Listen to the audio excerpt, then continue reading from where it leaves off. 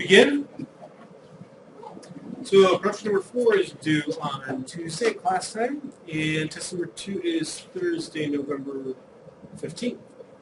I did post the formula sheet for the test on the test webpage, so if you want to take a look at it, you're welcome to. Are there any questions? Yes? So I know you said you did not use a function for the project. I did use a function, and I compared my results with someone who did not, and everything is exactly the same for the first part, because it's so extreme. But if you look at the actual, the first test statistic on the observed data is the same, so the calc function is doing the same thing. But if you look at the 3 samples being taken, they're different. And so then for the simulation part, everything's a lot less extreme. So you see more variability. So for example, when I calculate the bootstrap p-value and the other 2 p-values, the first data set, you get different values. Okay. And then my hyperlinear rates and power rates are different than 0.005 or 0.01. I mean, so same pattern and everything, but certain that you do not use it. So you are welcome to use the boot function if you want, and I will just. I guess I really never thought about that you would get different resamples, but off the top of my head, I do not remember exactly how boot is doing the resampling in terms of the code that would then result in different resamples. of course, it's always possible. So, the good thing is that you're getting just about the same answer, and so it's not necessarily, most likely, it's not necessarily a problem that you're having in terms of coding incorrectly. It's just more the resamples are different, and I would not take off the points for that. I purposely try to give you problems where everyone will get the exact same answer primarily because it makes it easier for me to grade. So when I see someone who does not get the exact same answer as me, then I start looking at their code to see if it was something they did wrong programming, or if it was just they did something differently that caused them to have different results. And one other question, the histogram for the p-value combination, or product of the p-values, you get really high density for one of the bars, and so you just basically see one column. Okay. Is there a way to rescale? I tried kind of using different breaks, but I couldn't really break up that combination thing. Let me just check my answer key real quick. Yeah, I did too. So I had one big bar. Yeah. It's just everything, almost everything falls into that one little tiny little bit. Yeah, I guess I'm just kind of surprised I didn't look into it more. Yeah, I mean, there's the breaks option in the his function. I believe you can also specify number of classes instead, and that might give you an alternative. So if you say n, I want to say it's n class equal to, let's say, 10, then you get that. It's just when I'm looking at my histogram right now, it looks like there must have been. There's like 2 or 3 observations that are spread out because I looked at why it was, and so those go, so it pulls it, so there are some that are higher. Yeah, and then that's what's causing the distortion in the histogram. Well, obviously, given that I didn't take care of it, don't worry about it. But if you wanted to, you could explore maybe some of the arguments in his to look for.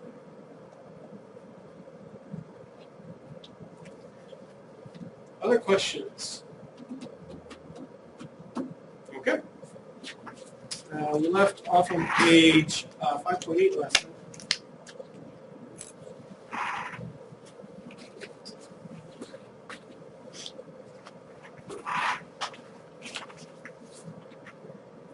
So we're talking about some methods to do confidence intervals, and some of this was review. This review will help us to understand which to understand kind of the main point of this chapter, which is section 5.3. But there are some new aspects here as well in terms of applying a variance, in terms of applying a transformation to our data, or our statistic, I should say, and then finding the confidence interval for that, and then getting back to the original scale. So there are some new things here. But since there is some old things as well, I anticipate that we will go through this, the rest of this section a little bit faster than what we normally do until we get up to section 5.3. So we got to this example dealing with air conditioning data once again. And we're going to look at the various methods that I laid out for how one can find a confidence interval. And we're going to look at it in terms of this data. So with the air conditioning data, again, we're interested in the mean lifetime of these air conditioners.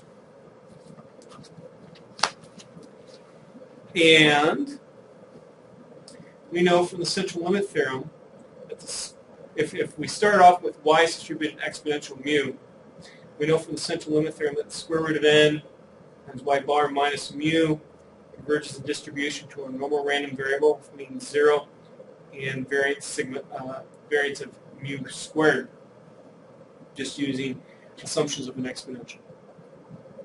Okay.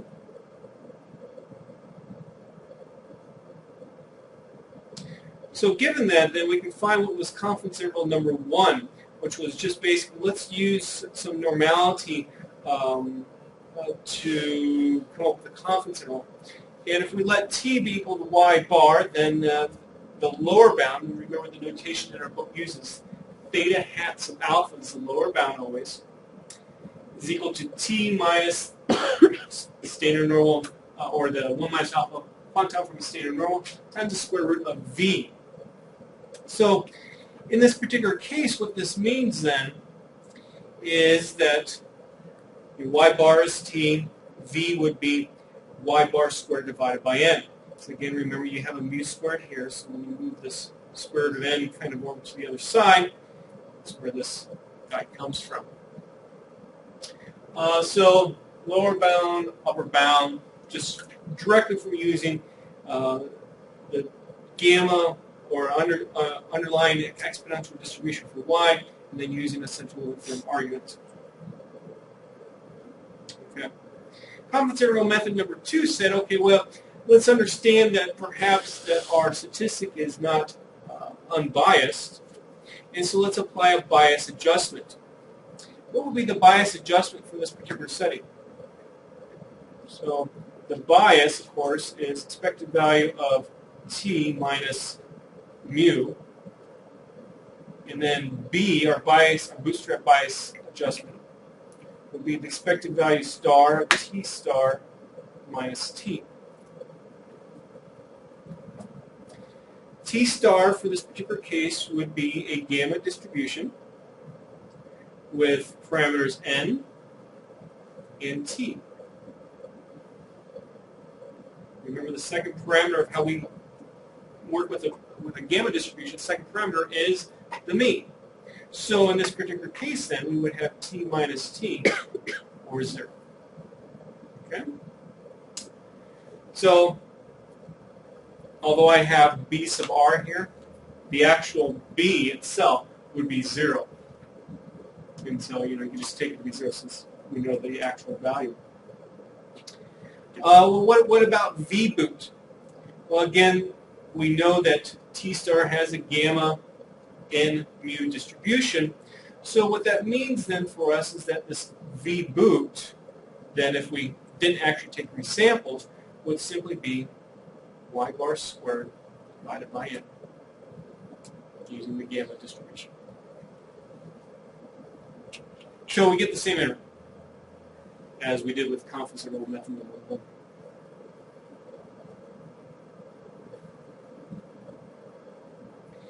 Just as a reminder, one can actually come up with an exact interval for this particular setting. Again, what exact interval means is that you're using the exact probability distribution for your statistic to actually come up with the interval itself.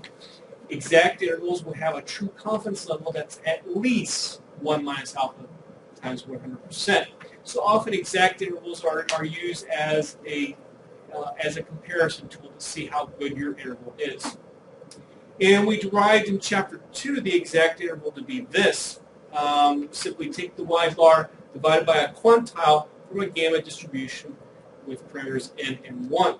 I'll go into all the details. So let's actually do some calculations here and compare some of these intervals.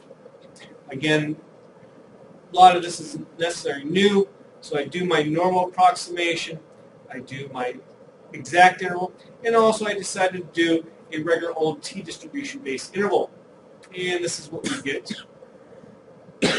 So we can see that the normal approximation is quite different from the exact interval. When you see something that different, you might start to worry about if the normal approximation is going to do what you want it to do in terms of having the correct true confidence level. The t-distribution interval is actually quite wider than the other intervals. It has a width of about 173. This is actually not necessarily unexpected. Remember, the t-distribution-based interval doesn't necessarily use an underlying, it's not using the gamma distribution itself to derive it. And so what you often will see is that in these kinds of cases that it will be wider than even an exact interval, which is usually kind of wide itself. Okay. Well, what about if we can find maybe some kind of transformation of t so that we don't have to have the parameter of interest being the variance of t. So we want to find a variance stabilizing transformation. We're going to be doing a lot of stuff on transformations today, so that's why I want to address this. So let's let h of t be equal to mu. So h of t is some transformation of t. And we want to have variance of u to be 1. So this is where the old variance stabilizing transformation formula comes into play. And what we can do is set h of mu to be equal to the integral of c over the square root of variance of t. We did this kind of stuff in Chapter 2. If we go through some derivations, we find out that h of mu should be log of mu. We'll take the log transformation. So essentially then what we can do then is to apply a delta method result from our original. So if we start with this original result from the central limit theorem and apply the delta method to this using the log transformation, then we get the square root of n log y bar or t minus log of mu converges in distribution to a normal random variable with mean 0, variance 1. So then, we can find now an interval for log of mu. The interval for log of mu is this right here. Log of t minus the quantile from the standard normal times the square root of the estimated variance of log of t. That estimated variance will be what? 1 over n. Why? Why? Here's my 1 here. Here's the square root of n there. Okay. Of course, though, we want an interval though in the same scale that we're really interested in. We're really interested in mu. So then this is where then the inverse transformation of h comes into play. So we just use the exponential function. When we apply this in R then to our actual data, we get an interval of 61.3 to 190.31. And let's compare this to what we had for the exact interval, which was 65.9 to 209.2. And so you can see that now we're a lot closer to this exact interval. We're a lot closer to the exact interval than you would expect how your true confidence level is improving. And that's the power of a good transformation.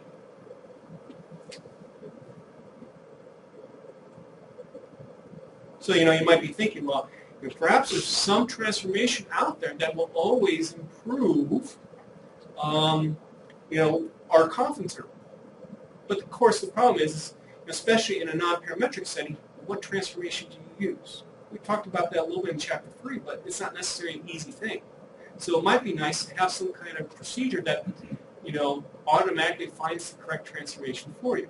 Stay tuned to Section 5.3. Okay.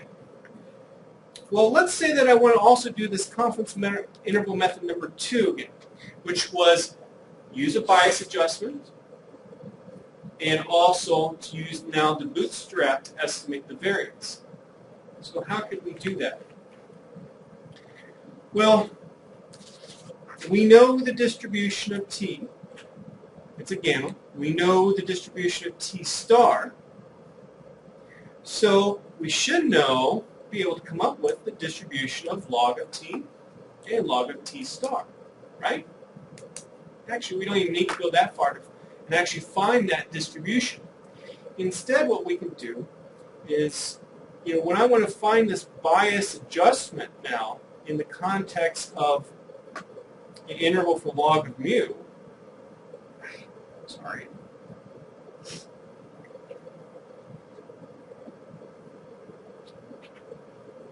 Should look at my notes, see if I've actually written it out. Yes, I kind of have. Write it out differently. Beta is equal to expected value of log of t minus log of mu. So that's the true bias, and we want to estimate that bias. How do we estimate the bias? That's, I give the actual equation on page 5.12. Here's the Bootstrap estimate of that bias. Okay, so what do we need here? We need to find this expected value of log of t star. Okay. So why don't we first look at maybe the expected value of log of t. And that will probably help us find the expected value of log of t star. So what one could do is do some nice by hand derivations, do some integrals and stuff. I just said, screw it, let's just go to Maple and do it that way. So I think I've asked all of you before if you had experience doing stuff like this in Maple or some other software package. I think most of you said no. Maybe you just use an old calculator to do some of this stuff. But Maple is really powerful, or Sage or Mathematica. Very powerful, and it just simplifies your life when you do it this way. So just real briefly, I'm not going to ask you to do this on a test or on a project or anything, but I just have this here just to show you how it's not that difficult. So with our gamma distribution, we have t, we have mu, we have n. Okay. Remember, t is distributed gamma. Let me just make sure. I think it's gamma n mu. Yeah, t is distributed gamma n mu. So n comma mu, that is. Obviously, all those items need to be greater than 0. So I tell Maple, let's assume they're all greater than 0. Okay? And then I just use Maple's syntax to type in what the gamma distribution is. Note that with Maple, there's actually some other graphical user interfaces where you can, you don't actually have to write code to do this. You'll think of like using math type, for example, to type equations or equations in Word. Now, I'm used to using the code, so that's why I use the code here. You'll notice here then the actual distribution that it comes back with. See that tilde there? That just tells you, oh, you get some assumptions about that particular variable. That's all. And just to kind of verify that I typed in everything correctly, I said, well, let's find the expected value of t. I said expected value of t. Instead of a less than dash, we have a colon equal. And I say, let's integrate. So I use the int function, t times f of t. I want to integrate from 0 to infinity. And then simplify the final expression so it looks nice. And get mu. The variance of t, do a similar thing. Notice how I put the expected value of t that I found there. right in here. You know, you don't even need to worry about the second raw moment. You can just immediately go to the second central moment, and you get mu squared divided by n. That's your variance of t. Again, what we're interested in is expected value of log of t. So I find that. And so you see, so negative natural log of n plus the natural log of mu plus the digamma function evaluated n. How many of you have never heard of the digamma function before? It's a function that often comes up in statistics, and simply what it is the derivative of the log of the gamma function. It often comes up when you're dealing, for example, with Weibull distributions, since that's where I had come up with it or encountered it before. And so that's the mean. That's expected value of log of t. We're going to need the variance of log of t for some stuff that we're going to do later. So why don't we go ahead and find that? And this function I really haven't had much experience with before. It's called the polygamma function. And simply, this is given on page 512. Psi of a and n is the eighth polygamma function. In other words, it's the eighth derivative of psi of n. Okay? Then let's actually evaluate these values, or evaluate this in terms of, well, what is n? Actually stick n in there so we can use the eval function enable, and we can come up with this. Of course, maybe we like to have an actual decimal value, so we can say eval f to get the actual decimal value. So really not too difficult. Now that we have this stuff, let's find the Bootstrap estimate of the bias. We found the expected value of log of t. Notice, well, what's the distribution of log of t, or what we actually need expected value of log of t star. Well, what's going to change? Instead of having a mu here, we're going to have a mu hat. What do we use for mu hat? Well, sample mean, t. So we take this expected value, subtract off log of t, look what happens. These guys cancel out. Do some evaluation, and here's your estimate of the bias. Negative 0.0422.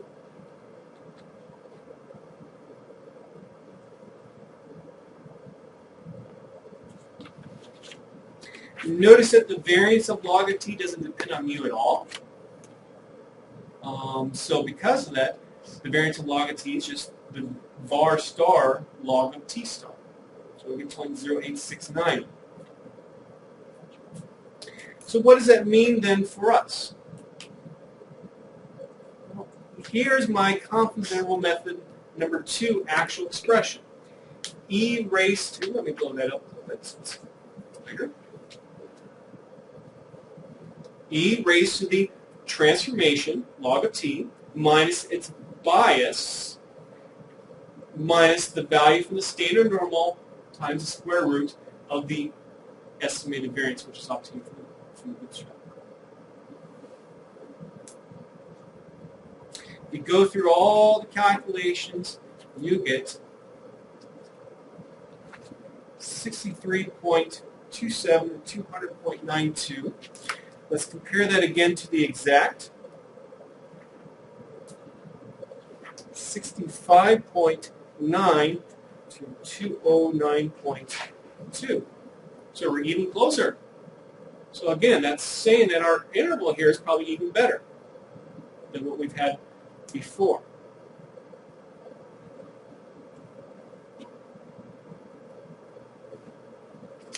Okay. Let's see if there's anything that I skipped over here.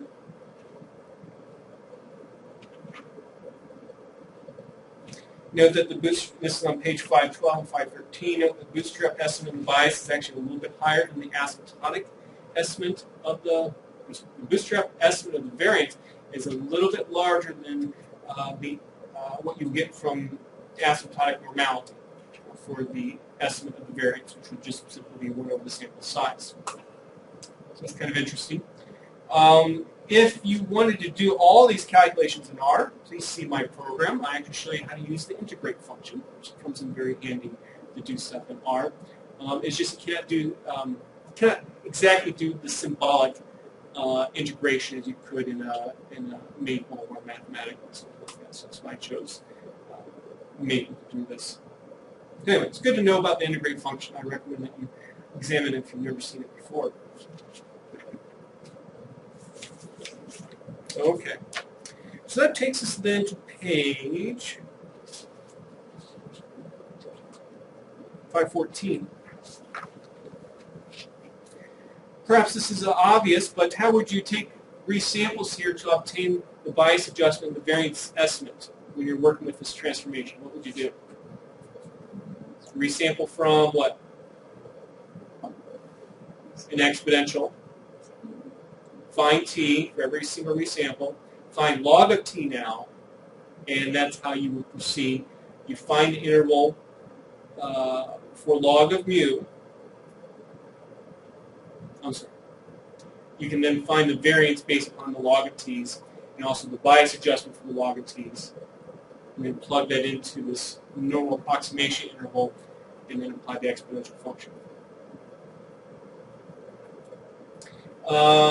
Our authors actually do that, and they get a little bit of a different interval than what I did. I don't really see anything that I did wrong in my calculation, and given some mistakes that I find later that I am very confident that they made mistakes, I think they made a mistake here too.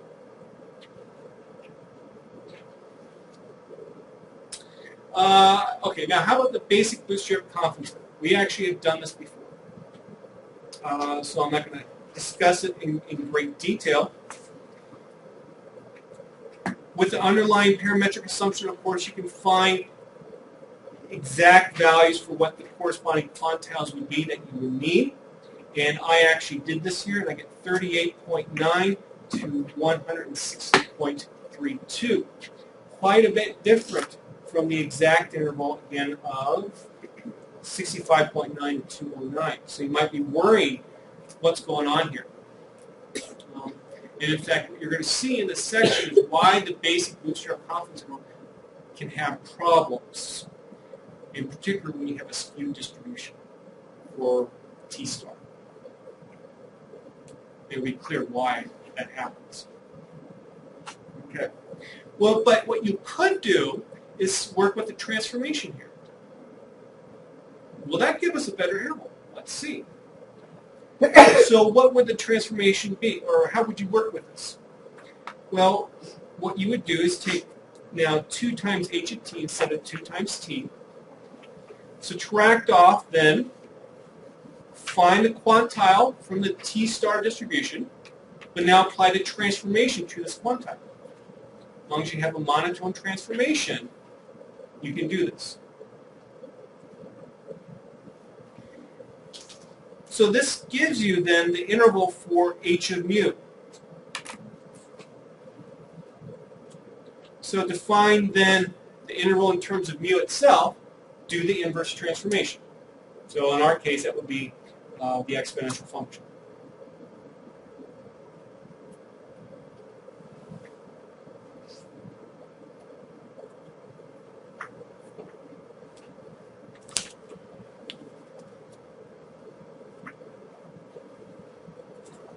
Okay.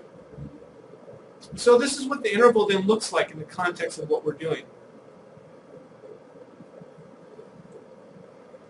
Now again, we can come up with the exact values for what these t-stars should be, because we know the underlying distribution. So maybe I should have wrote it like this in terms of actually taking resamples, but that's the way I wrote it.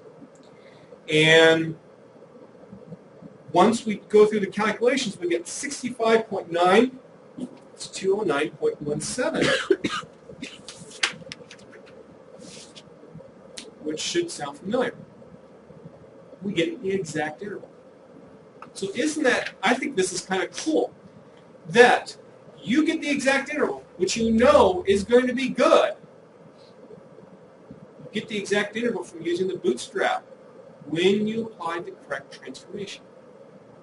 This is not going to happen for every single problem out there. Remember, we're all doing everything parametric here too.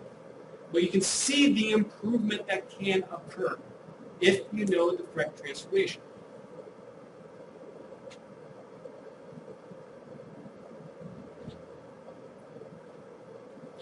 Now, for some reason, the authors of our book actually do resamples, and they get 66.2 to 218.8 as their interval. I guess it's kind of close to what I got. There's, again, no reason for it. Well, why did we end up getting the exact interval here? Well, let's actually go take a look at a derivation here that shows why this occurs. So again, this was the exact interval. Take y bar divided by some gamma quantiles that we derived back in chapter 2. Okay. Well, this is what our interval looked like. I'm going to let u be log of t. This is what our basic Bootstrap confidence interval looks like. Let me actually blow this up.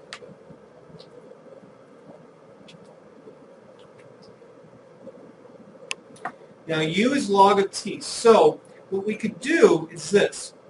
Remember properties of logarithms. 2 times log of t would be log of t squared. Also, how about we replace this u star here with log of the inverse CDF, 1 minus alpha quantile from this CDF, and this distribution's gamma and t. Why? Because the distribution of t star is gamma and t. So it's just, unfortunately, I'm kind of mixing notation here, but I think you get the point.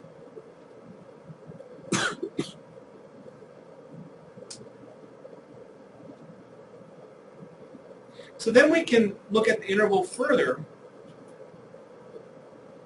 like this. Actually, I just rewrote it. And if we work with the exponential function, the log function, of course, we have this nice little simplification. And suppose we take one of the t's from these t-squares and actually move it down below. Okay?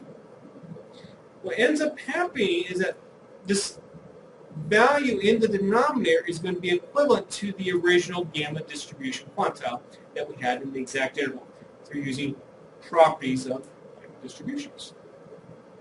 And so that's how this all comes about. Well, like I said, that's how it is. How do you just move a t below? Well, basically... Oh, okay. Yeah. Gotcha now.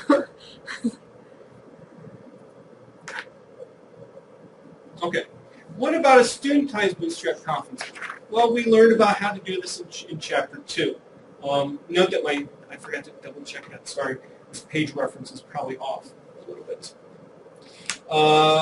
But, again, you take t minus quantile for your z star distribution times the square root of v. And we did this in Chapter 2. We found out we got exactly the same as the exact interval. So that was nice. Well, what about if we work with the transformation then, h of t? Well, then z star then becomes h of t star minus h of t divided by then the square root of v star, and that's multiplied by the first derivative of h of t star. Plug in all the corresponding elements, simplify, you get log of t star divided by t. And if you look back on your own in Chapter 2, that's where we started from in order to derive an exact interval. Not going into all the details again. So you get the same interval. Okay. Well, let's actually now do the non-parametric calculations.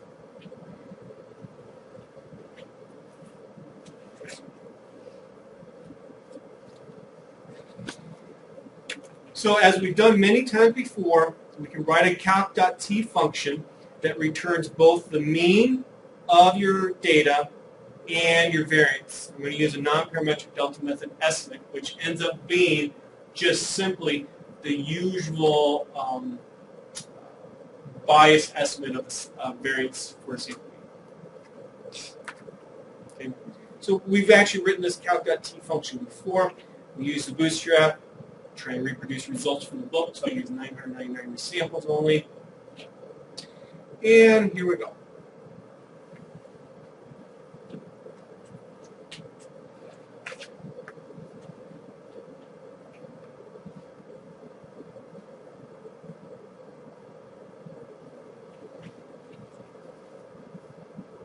Just give me a second here.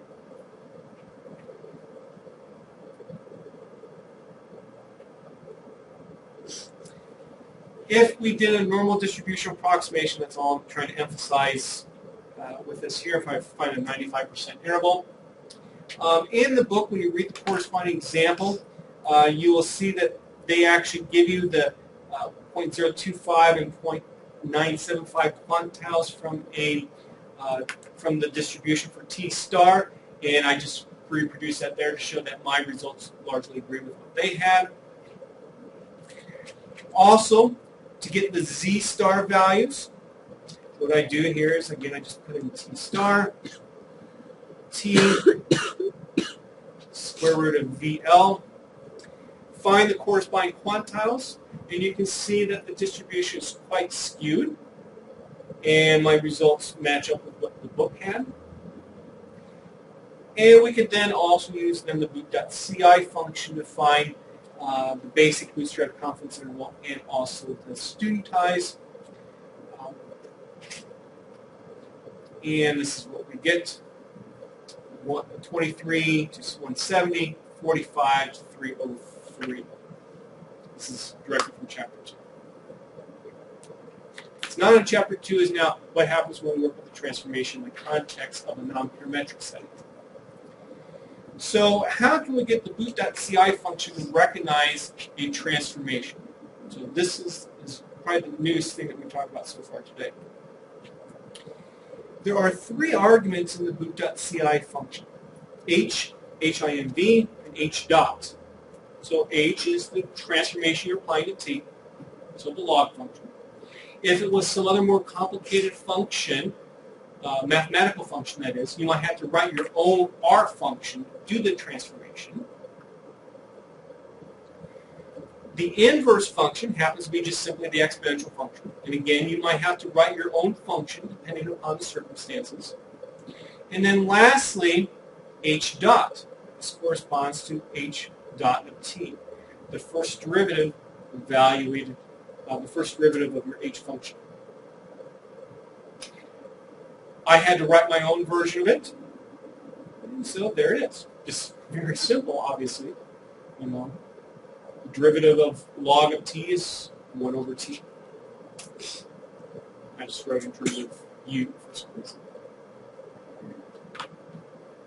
So when I do this, now R is going to correctly apply all my transformations that you saw originally with respect to the parametric setting. They're going to apply them all now to the non-parametric setting nicely.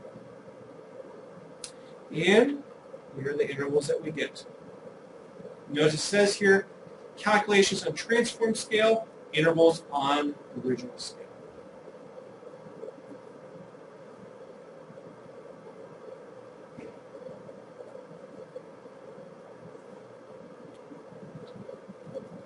Okay.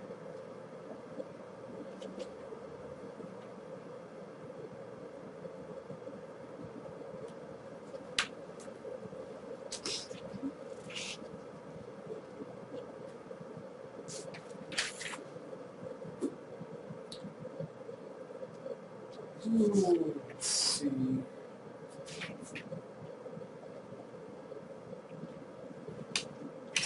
So my basic interval did not match with what they got, with what the authors of our book got.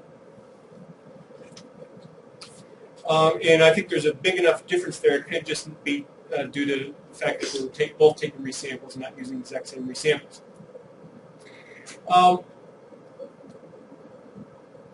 I think they're wrong, and the reason being is this. When they work with some of these quantiles for the T-star distribution, our results match. And it's not that hard to go through some of these calculations by hand and see that indeed, what I get makes sense and what they get is not. So it does not make sense. So that's why I say that I don't think that their results are correct.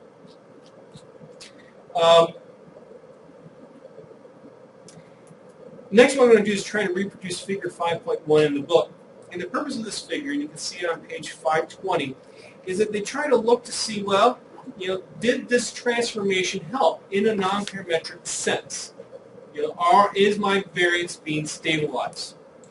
And so what they decide to do in this book, which is a little bit different from how they approach it in like chapter 3, is they plot T star versus not the variance, V star, but instead the square root of the variance. So they plot it versus the standard deviation. Now, why did they do that? The reason that I think they did that is because we know in the parametric setting itself, what's the variance of T? Mu squared divided by n. So the standard deviation would be mu divided by the square root of n. And so what that means is you would expect, if there's a non-stable variance, you would expect a linear trend then when you plot standard deviation versus, let's say, mu. In the Bootstrap context, of course, we have T star, square root of V star, and look at that. A linear trend. Saying that, yes, indeed, even in a non-parametric sense, there is a non-stable variance. The variance changes as a function, in this case, of T star. But what happens then when we apply the transformation, log of T star? And look what they do here. They plot it versus the square root of V star divided by T star. Why? Think about what the delta method does itself. If I have a variance of mu squared over n, how do I make this variance constant? Well, I apply 1 over mu squared. So now I have a variance of 1 over n. So taken in context of, sorry if you can't see that, taken into the context now of what we're doing here, well, that's why you see a 1 over T star there instead. And what do we get? Well, it looks better than what we had on the left-hand side. Maybe it's not perfect. I bet if you put a smoother here, it probably might look something like this. And maybe that might even be too extreme. But it's a lot better, suggesting that now we have a stable variance using this transformation, even though it was suggested through a parametric point of view.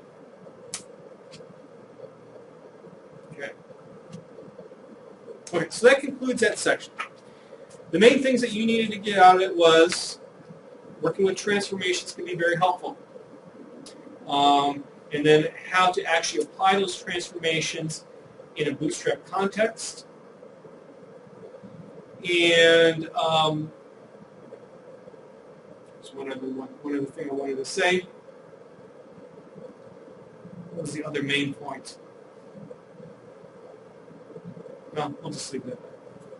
Just kind of in terms of a review of all these composite methods. Now this is the main part of Chapter 5. This is all new.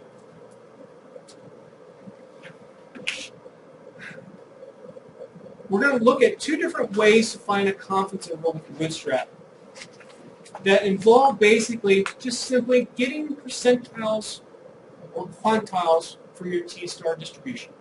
That's it.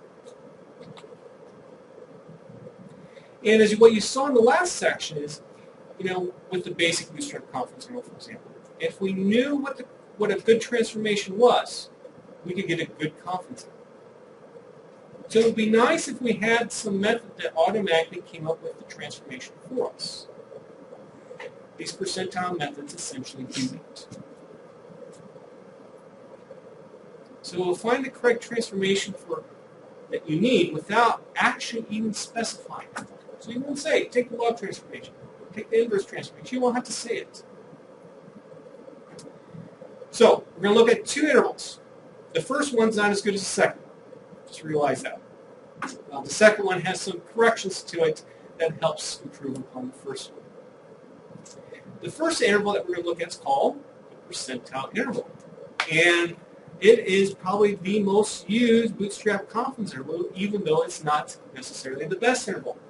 Why is it most used? Because it's very, very simple and very intuitive. Simply, the lower bound for an interval is basically your lower quantile from the t-star distribution. The upper limit of the interval is the upper quantile from the t-star distribution. So essentially, if this is your distribution of t-star, find the point where the area to the right is alpha. Find the point where the area to the left is alpha, and this is your lower limit. This is your upper limit. And it kind of makes sense to do that because, after all, t estimates your parameter. It's called theta. And all we're doing with the Bootstrap is trying to get an estimate for the correct distribution for t. So we get a distribution for t star. Well, why don't we just simply take the interval endpoints? I'm sorry, take the quantiles from the corresponding distribution. Now, you can also kind of relate this to, for those of you that have experience with Bayesian analysis, when you find what's called a credible interval in Bayesian analysis, what do? You get the posterior distribution, and if you're simply find an equal tail credible interval, you simply take the lower quantile and the upper quantile in the same manner as this. Now, do you learn about that in set 883?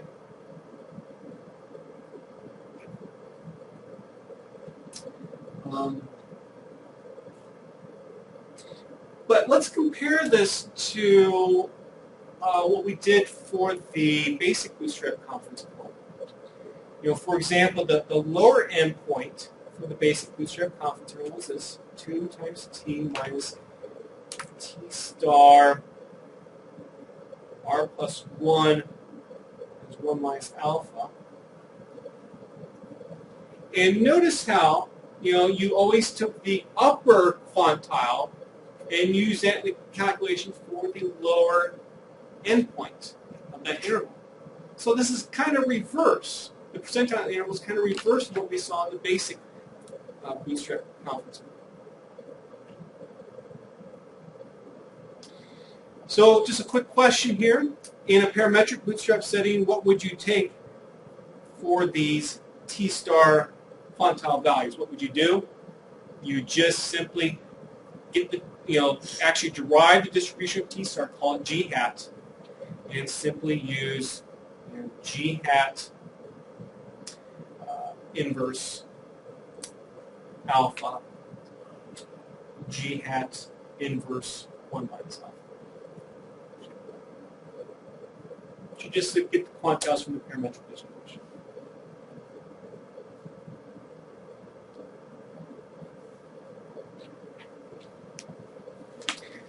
So at the very beginning of this section, I said, well, these percentile methods are going to find the correct transformation for us without us even specifying it. So do you see any kind of transformation here in these t-stars? No.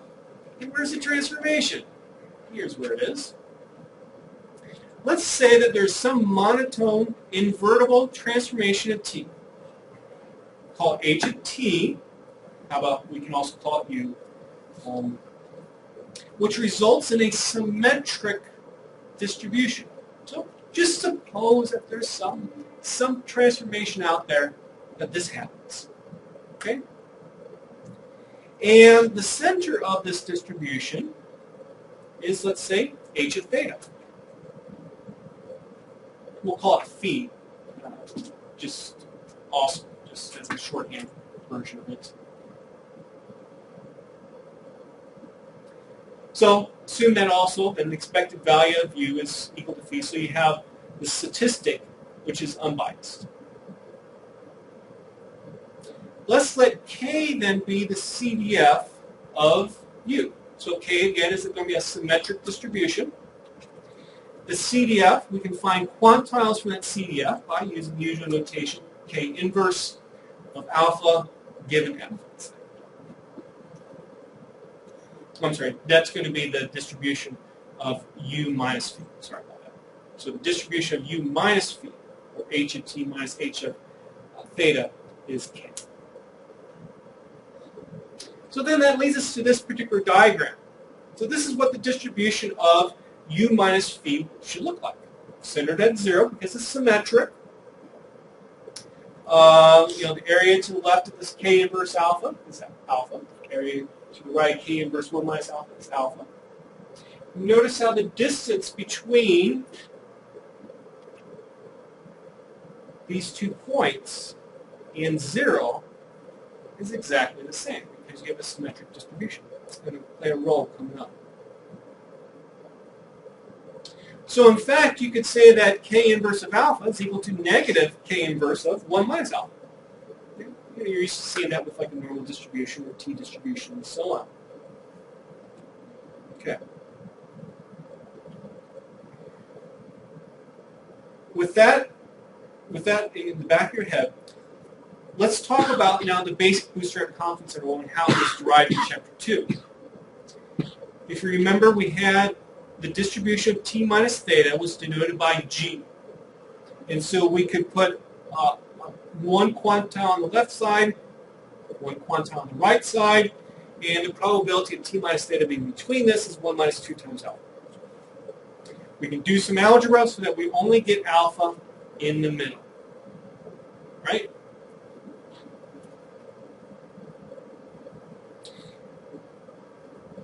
We don't know what the distribution is for g, so what we need to do is somehow estimate it. When the bootstrap comes up with an estimate of t star minus t, that distribution, we'll call it distribution g hat. If we actually need to take resamples, then this is what our interval would look like. Or notice how I replace this break. I essentially replace this guy right here with this right here. Similar manner, do that replacement.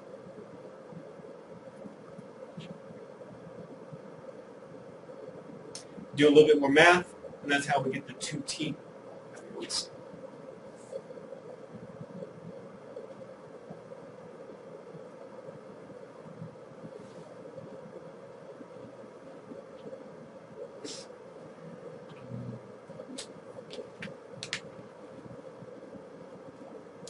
Now in our situation here, when we're working with this transformation, we can do the same kind of thing.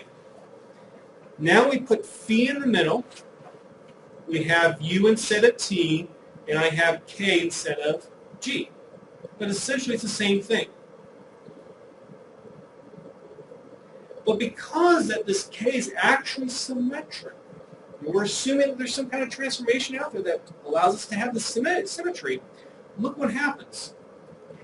We can replace this quantile with this quantile, do a similar kind of replacement, and of course you have exactly the same thing because it's symmetry.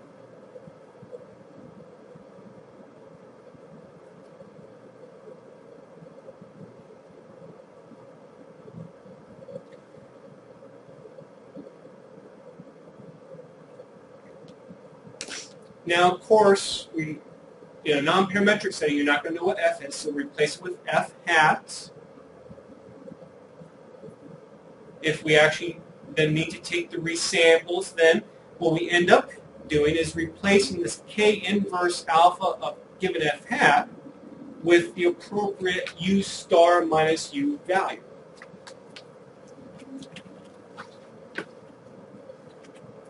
so that then our interval becomes this. With the original basic interval, we had t, and then we had minus the value from the t star distribution,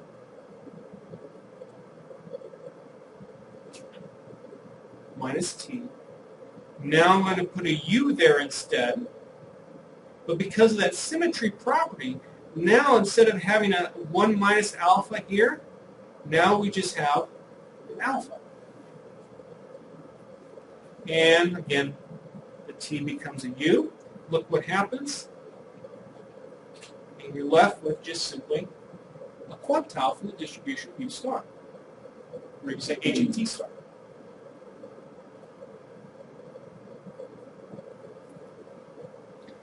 That's the lower bound. The upper bound comes about the same way. And then finally, since h of t is a monotone transformation, guess what?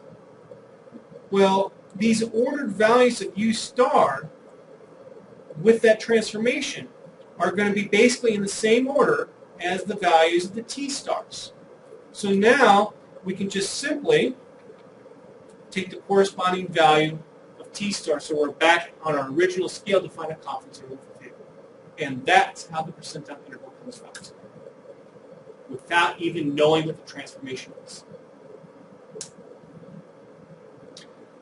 Please note that I have put on a test before. Tell me how I put a question on a test before that says, explain to me how the percentile interval comes about, or you might have to do little deprivations such as this.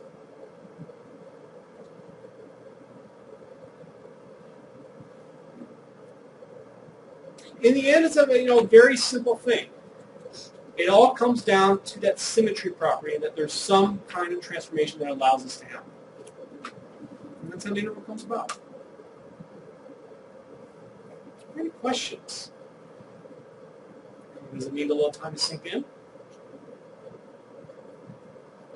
Well, hurry up, sink in.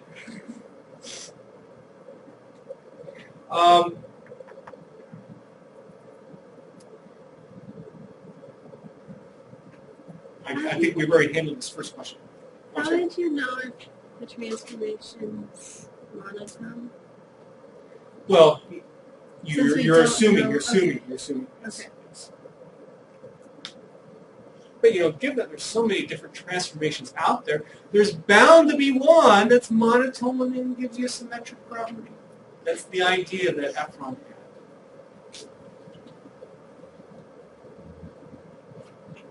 Okay. Some interesting notes here. First of all, the percentile interval produces limits that are always within the parameter space. What do I mean by that?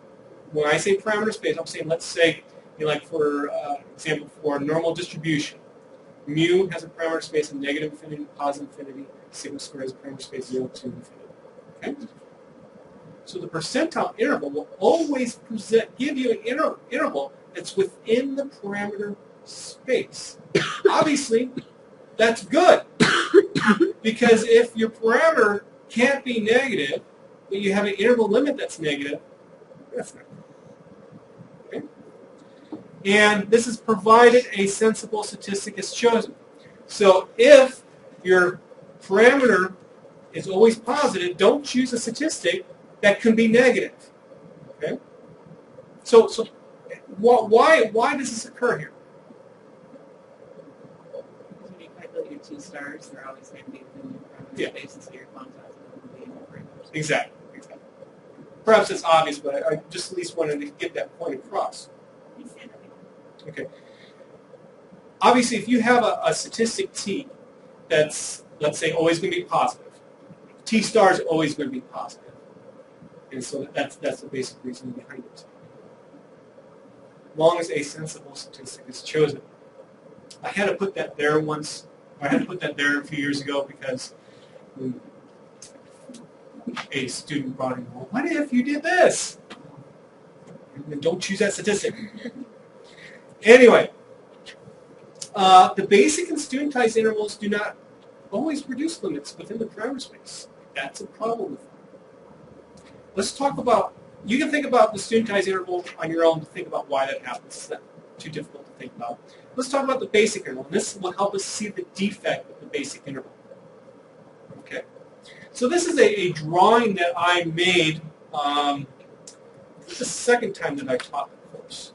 I was trying to explain the basic interval and its relationship with the percentile.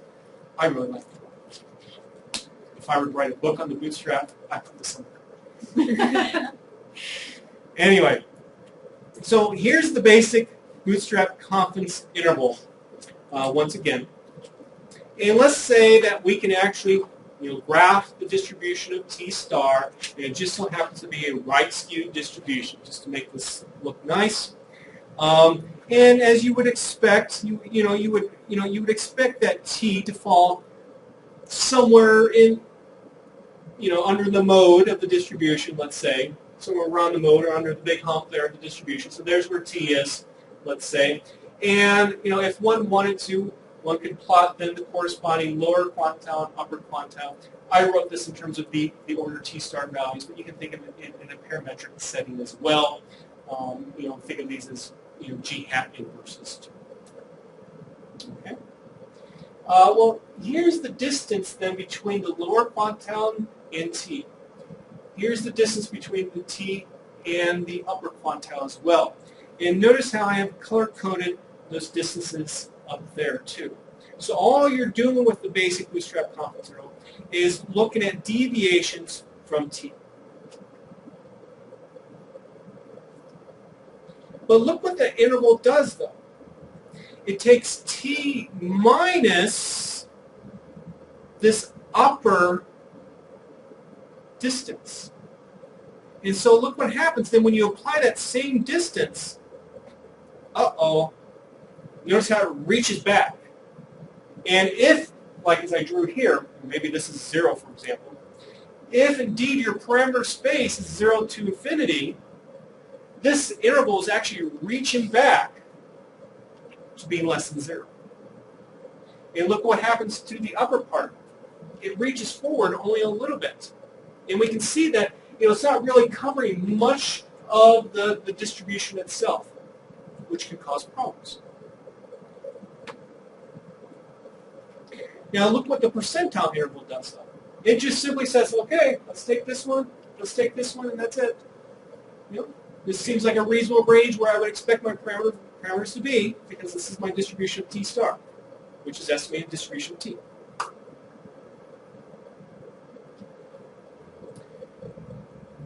So there's a few other things that's interesting here too. First of all, the length of a percentile interval is always the same as the length of a basic interval. You can see it. Always exactly the same length. Just to tell you, I guess, a really short story. So I was, when I was taking my Bootstrap course, when I actually took it out of the Davison and Hinckley book, was actually, we did it as a readings course with my professor, and basically said, go reproduce the results in the book. And so I went chapter by chapter by chapter, trying to reproduce as much as I could. But sometimes, we were actually wanting to work with some of our own data sets. I was working with one of my own data sets, and I was showing them the results. I had some great plots showing the intervals and their lengths, and my professor says, why is your basic interval having a different length than your percentile interval?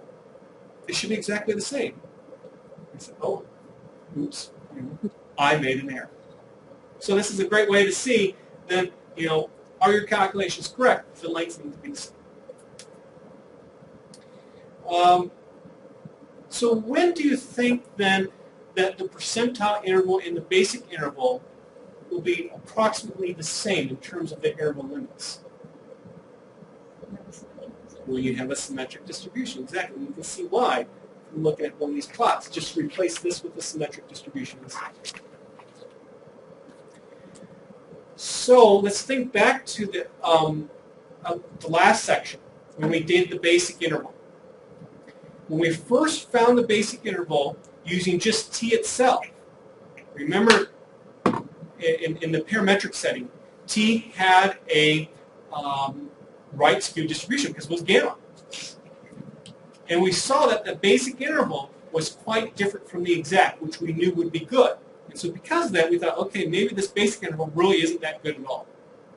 But look what happens when we apply a transformation. That variance stabilizing transformation, at least asymptotically, that variance stabilizing transformation, you get a normal distribution that's symmetric. But just from your other experiences in other classes, you know that a log transformation often helps to make something symmetric. Look what happened when we applied the log transformation with the basic interval. We got exactly the same as the exact.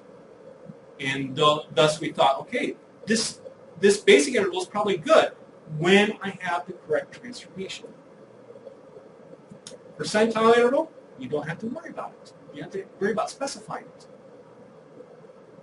As long as there's a monotone symmetric transformation out there, you can make that assumption.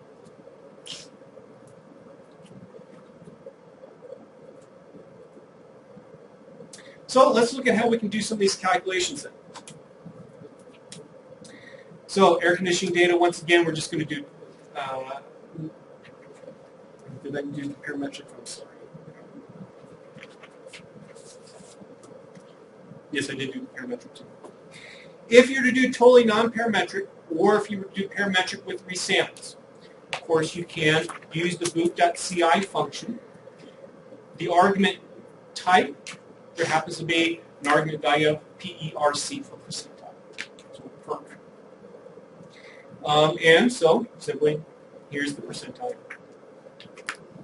You don't need the boot.ci function to do this because, after all, you can just simply use the quantile function. And here's my T stars. Use the probs argument, and of course you get exactly the same thing.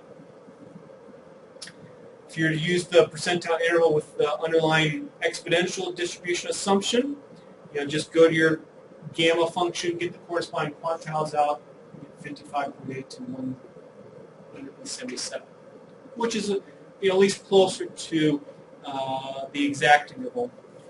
Let's actually put the exact interval out there once again. I know 60 something.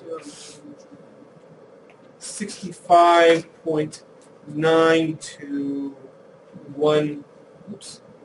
209, which is still better than what the basic interval did, but still it's not as good as maybe what we would like. If we can say the exact interval is really, really good. And I guess this is what I was trying to get at earlier, but unfortunately I don't think it came out right. The authors do some of these calculations as well, and they give a percentile interval that is,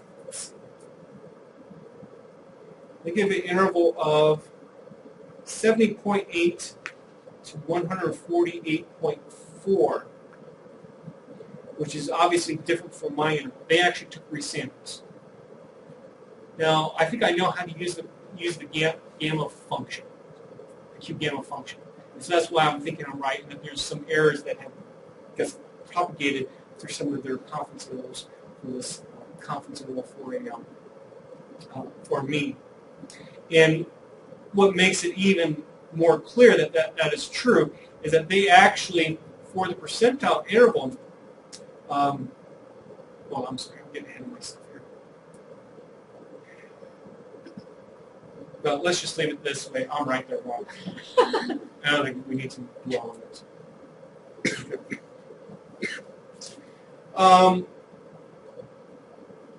So, the percentile interval, though, even though it's the most used, don't use it. There are better intervals out there. Both studentized and the next one that we're going to talk about are better intervals. What we're going to talk about is this interval. It's abbreviated with BC and then the subscript A. It stands for bias corrected accelerated. Bias corrected accelerated. Actually, I do say that a little bit later. And as you can see, the title of this section says Adjusted Percentile Method. What we're going to do now is, instead of, let's say, you pulling out the alpha percentile, or I should say, the alpha quantile, or the 1 minus alpha quantile. Instead of pulling those out of my t-star distribution, instead we're going to pull out, let's say, my alpha tilde percentile in a 1 minus alpha tilde percentile. So we're going to adjust our alpha. It's still going to be, let's say, a 95% interval.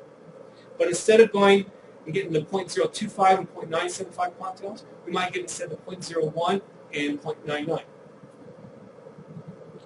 The key is, how do we pick these adjusted alpha values? And that's the key. An interesting side note is that the authors of our book never once called us the bias corrected accelerated or BCA interval. Both myself and I guess my professor at the time were kind of surprised. And if you remember, we did the book review and we had to put that in the book review. It's like, everyone calls it a BCA. Why don't you call it BCA? So anyway. Okay. So bias corrected accelerator. So what we're going to do is a bias correction, because what if, remember with the percentile interval, we assume that we had an unbiased estimator. So U was an unbiased estimator of phi. What if it wasn't? Especially for a fixed sample size. Well, let's make an adjustment to correct for that. Second, this accelerated part of the name bias corrected accelerated comes from, we're going to take into account that maybe this transformation that you saw with the percentile interval, maybe the variance still of your distribution is still a function of your parameters. So we want to have some kind of variance stabilizing correction that we're going to add to this interval as well.